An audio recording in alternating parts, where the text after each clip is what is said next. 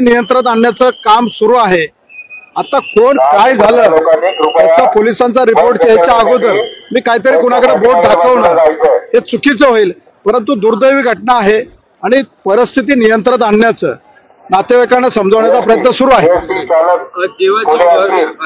सांगण्यात येतं वेगात होतं असे देखील नागरिकांनी सांगण्यात येतं।